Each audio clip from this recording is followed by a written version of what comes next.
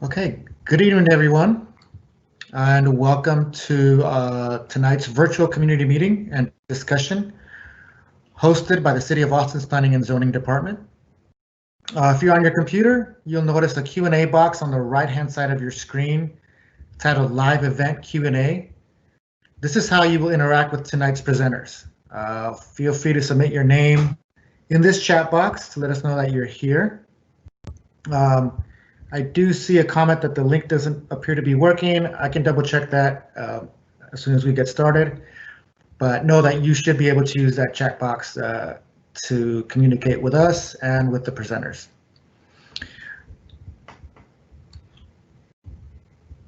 Next slide, please.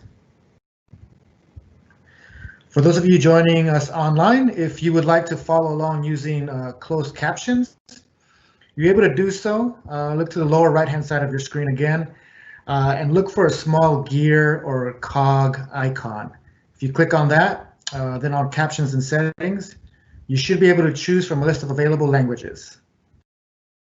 Okay, and before we get started with tonight's presentations, we're going to meet our city staff and presenters.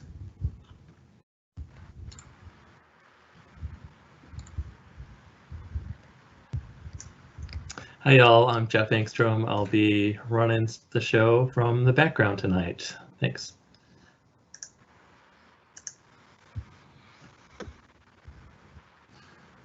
Hi everyone, I'm Jesse Gutierrez and I'll be here to help out in any way I can. I'm with Planning and Zoning.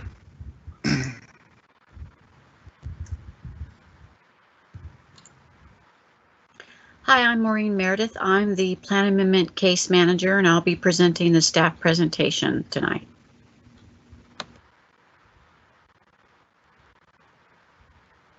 Good evening, I'm Mark Walters, and I'll be moderating questions after the presentations.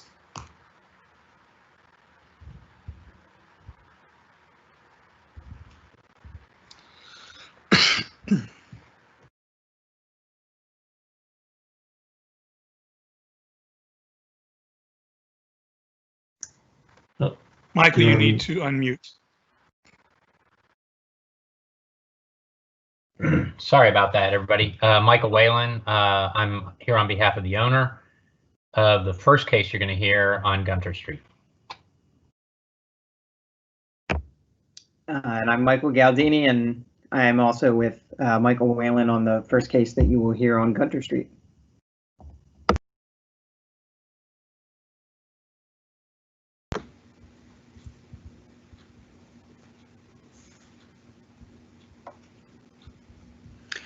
So, as you know, this case is within the Govali-Johnson Terrace neighborhood planning area. The case number is NPA 2020-0016.03. As I said before, I am Maureen Meredith, the Plan Amendment Case Manager. Heather Chafin is the Zoning Manager. Next slide.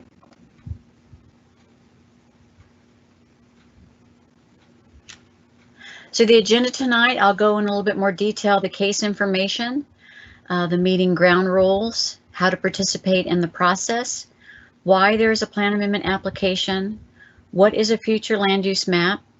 Then the applicant will do their presentation, and then we'll open the session for questions and answers.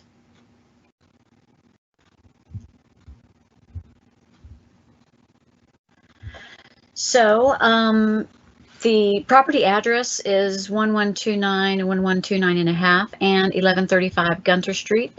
It's approximately 3.41 acres. This is the case number again, NPA 2020-0016.03. The request is to change the future land use map from commercial and single family to mixed use land use. The associated zoning case number is C14 2020-0083. The rezoning request is to change the zoning from CS, Commercial Service, Conditional Overlay Neighborhood Plan, and SF3, Family Residence District Neighborhood Plan, to Commercial Service, VMU, Mixed Use Conditional Overlay Neighborhood Plan for Mixed Use Development. The property owners and applicants are 1135 Gunter Partners and Renaissance Family Properties. The agents are Mike Whalen and Michael Galdini from Armbruster & Brown. Next slide. So the ground rules, as you know, because of COVID, we have a need for social distancing. So in-person questions and comments have been moved to this online chat through this live event. If you are participating online, you will not be able to speak during this meeting, but can ask questions and make comments using the chat function. However, if you are a telephone participant, you will be able to speak during the Q&A session, but we ask that you mute your phone in the interim. Any threats, personal attacks, profanity, racial epithets, or slurs used in this virtual chat will not be published, and staff reserves the right to remove any offenders. The questions will be answered in the order they are received, and if we get similar questions, they may be grouped and answered together. So, how to participate in this process? All questions will be answered and made available by request within 5 business days on the website. Emails and calls to the case, you can email and call the case managers, either me or Heather, with any questions or comments you might have. If you provide written comments, we can add them to the staff case reports that will be presented to Planning Commission and City Council. If you live within 500 feet, you will get a notice in the mail when the case is scheduled for Planning Commission and City Council. In the notice will be instructions on how to participate in the virtual public hearings. So why is there a neighborhood plan amendment? Neighborhood plans are adopted by City Council as amendments to the Imagine Austin Comprehensive Plan. City Charter requires zoning changes to be consistent with the Comprehensive Plan. Most neighborhood plan amendments are amendments to a future land use map, which we call a FLUM, and most neighborhood plan amendments have an associated zoning change application. This map shows the areas in blue that have City Council approved neighborhood plans, most of which have a future land use map. The next slide shows the future land use map for the Go Valley Johnson Terrace planning area. And as you can see, the colors on their maps represent broad land uses. For example, yellow represents single family land use, pink represents office, brown mixed use, orange multifamily, purple industrial, and blue civic. And the next slide shows the zoning districts that are considered consistent with those future land use designations. So with the current zoning of commercial, the proposed zoning of the commercial service with the mixed use and VMU would go to the brown, which is the mixed use land use.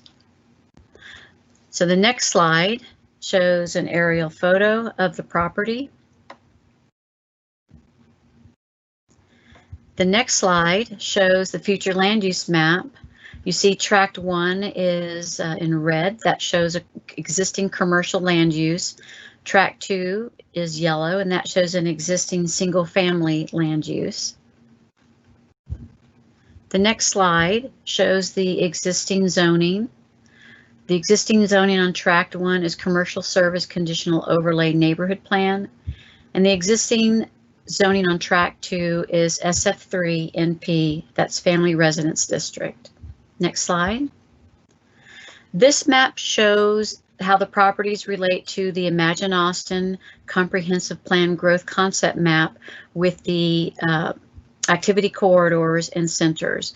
So it is within just on the edge within the Springdale Station Activity Center and near the I believe that is Airport Boulevard activity corridor. So the next presentation is by the applicant's agent.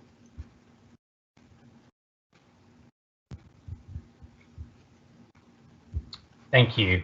Michael Whalen again, and this is a short presentation. I'm not sure who's on. Many of you who are at the neighborhood meeting or the contact meeting may have seen this. Next slide, please. So as Maureen just indicated, we're looking to rezone from CS, CO, NP to SF3 NP. and from SF3NP, excuse me, and then to CSVMU CONP is the goal. So let me back up. As Maureen demonstrated, and we'll see it again in a moment, most of the site is CSCONP. There's the one lot that is SF3NP. We want to rezone all of that to CSVMU CONP. We would need to amend the future land use map to reflect mixed use on the single family lot, on the smaller lot. The goal here would be to build a mixed use project with 265 units. 10% of the units would be affordable at 60% mean family income, and the units would be above ground floor commercial. The rationale for approving this, or why we're seeking the approval of this rezoning, would be to provide a more community-friendly project than the current vehicle storage. We know that because there is actually a conditional overlay attached to the rezoning ordinance, which prohibits vehicular storage, and we would be abiding by that. So the current vehicular storage that exists right now is what's referred to as a non-conforming use. It's a use that's basically been grandfathered, but we would be abiding by the conditional overlay that exists on the property, and we would not have vehicle storage there. I also want to emphasize that we would be maintaining the height that's allowed, and we'll see a chart in a moment. We would be fully compliant with compatibility with the single family homes that are in the surrounding area adjacent to us, and we're not seeking any sort of variance from the compatibility restrictions to height that exist in the code. When we look at the next slide, please. And here, better same image that Maureen showed, which shows most of the site is CSCONP.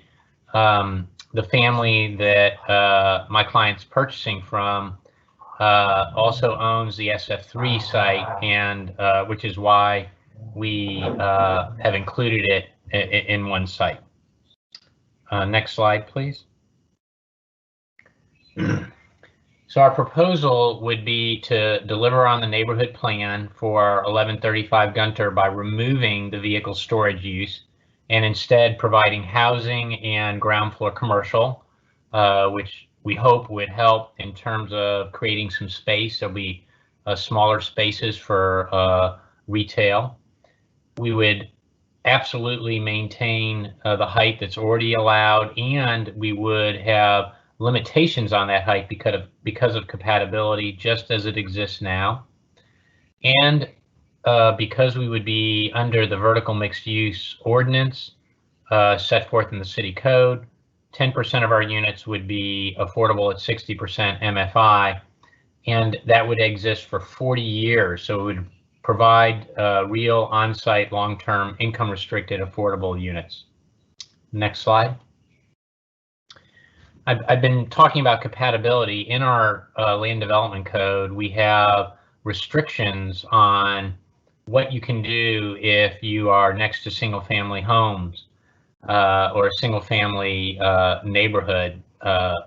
It's called a triggering property. If there's a triggering property, which is something like SF3 or SF2, SF4, SF5, you can see on the left here, it tells you what you can do. You are not allowed to have any structure within 25 feet of that single family house. You are only allowed 2 stories from 25 feet to 50 feet away.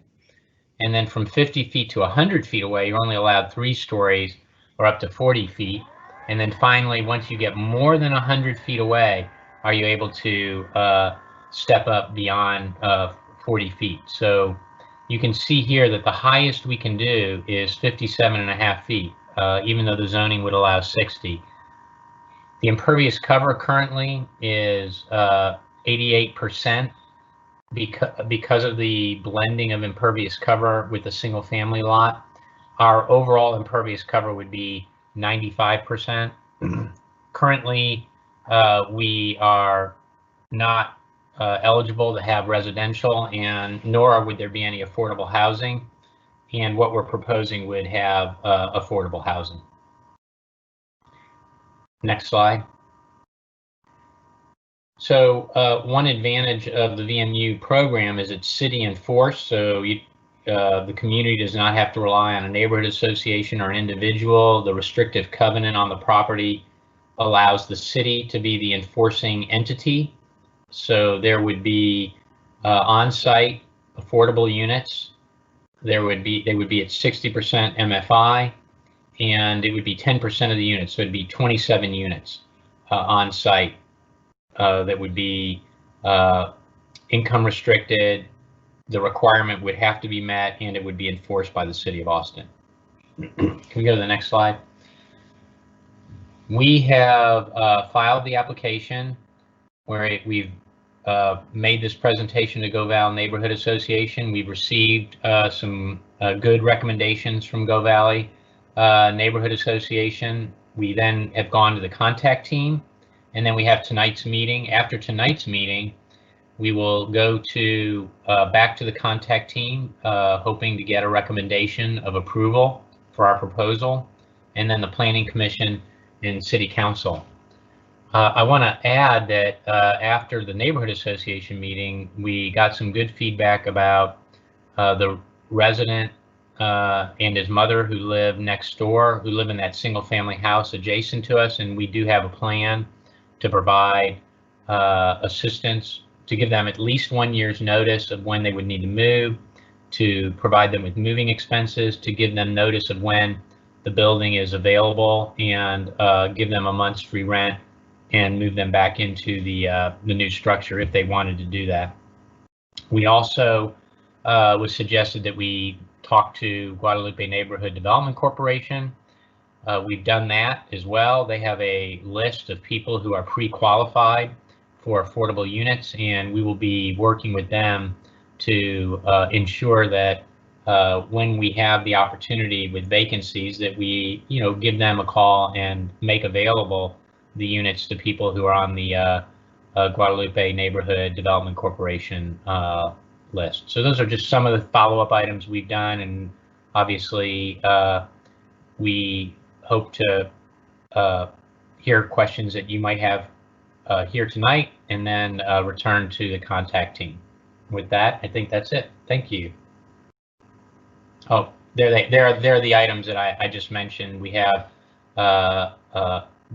expanding the affordability by exploring some additional partnerships, providing the assistance I mentioned to the property adjacent to us. It's all owned by the Means family, but that one lot has a house on it.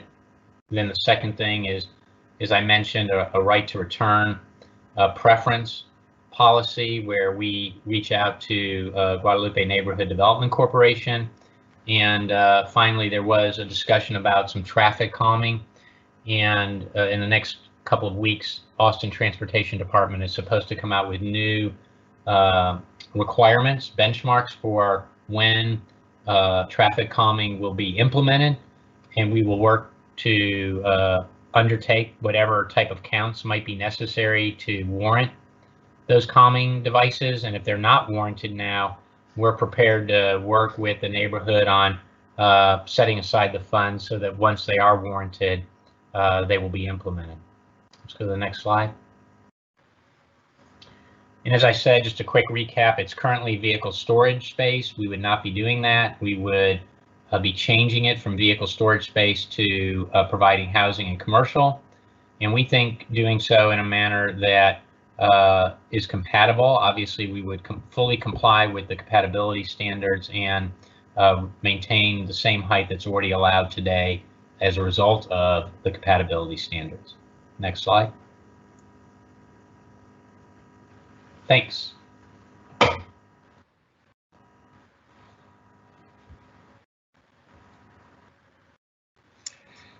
Well, that's the end of the formal presentations. I see that there's 8 people in attendance watching this. If you have any questions, please at this time start submitting them, and I'll start going through them as I receive them. The first question, and I'll publish this and you'll be able to see it here in just a second, from Jessica Eli. When the affordable housing is mandated by the city, such as in this case, 10% of the units at 60% median family incomes, are applicants able to use the Guadalupe Neighborhood Development Corporation's list of folks that have been displaced, or since this program is administered through the city, would they be requiring to use the city's criteria for placing folks in affordable housing? And I don't know who would want to field that question. I can field that question. The city program currently simply requires you to have income verification that the person who is occupying the unit is qualified. Where you locate the person or how that person finds you is not outlined that I'm aware of by Neighborhood Housing and Development in Community Development. So in my conversations with the GNDC, because they have a list, one thing that we can do as an owner is call GNDC directly to let them know when there's a vacancy so that they have that ability and visibility to what's available. Okay. Are there any other questions anyone would like to submit? Well, while people are deciding whether they want to question, Maureen, can you kind of go over what the next steps will be? And so people in attendance could have an idea of what's coming next. Sure. So after this meeting, the long range planners will meet and we will discuss the case. We'll look at the Govali Johnson Terrace neighborhood plan document. We'll look at the Imagine Austin comprehensive plan. We'll take into consideration the questions and comments that were made at tonight's meeting. We'll make a recommendation, then we'll send that recommendation to the zoning planners. They will make their recommendation, and then we will start scheduling the cases for Planning Commission and City Council. And like I said, if you live within 500 feet, you'll receive the public hearing notice in the mail. If you don't live within 500 feet, if you want to touch base with me in a week or so, I can let you know when the case is scheduled if we have it scheduled by then. And we didn't have a question, but a comment. Jessica, I'd like to thank Michael for responding to her question. And I'll publish that comment. So if there's not any more questions, we'll wait a couple seconds because from when we speak to when you hear us, there's a 15 to 20, 30 second delay. So if we don't hear anything in the next several seconds, 20, 30 seconds, oh, here's a question. It says from Jessica again, can the main driveway be off of Kirk Avenue instead of Gunter?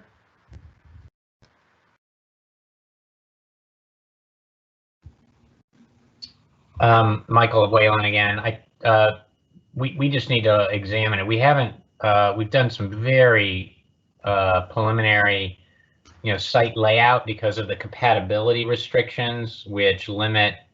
You're not allowed any structure next to a triggering property at all, not even a fire lane. So we're trying to figure out where the driveways would fit. So we know that there already is a driveway onto Airport that would probably be right in, right out. So we're just trying to figure out where the other driveway would be, and we'll definitely look at that as well.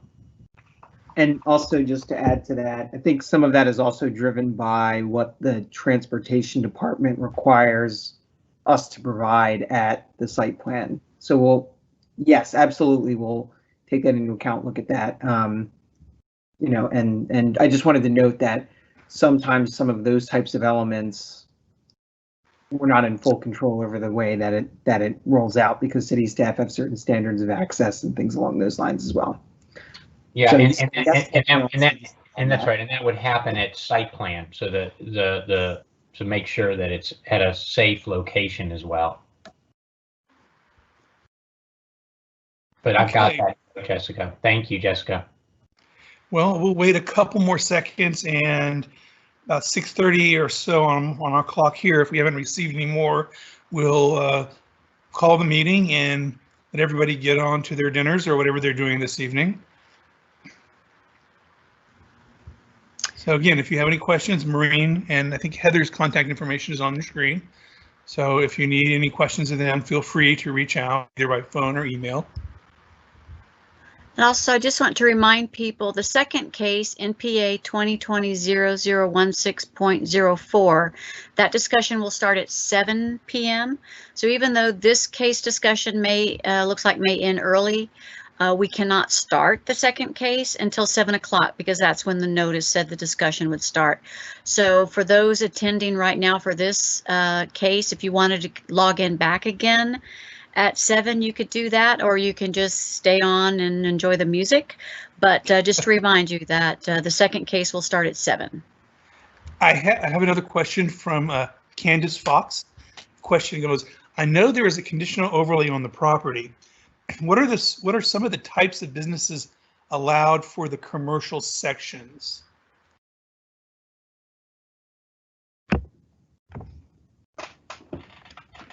Wait, can you just go ahead? Can you repeat that? What are the I think it's Candace realizes there's a conditional overlay on the property currently, probably from the neighborhood plan rezonings. So not counting on what's been excluded, so what can be done there presently, I think is the question she's asking. Oh, it's an extraordinary list. CS is one of our most, let me look at the list is one of our most intense zoning categories. You can do everything from a little restaurant, 4-top restaurant, to a transportation terminal. I mean, it's everything in between. Yeah, it's pretty major. Now, the nice thing about the VMU is you are required to have residential above the ground floor. It's an absolute requirement to have at least 1 floor of residential. We're here planning on more than 1 floor. It'll be everything above the ground floor. And also the ground floor retail under vertical mixed use has a required depth and ceiling height to ensure that it can be used for a retail establishment.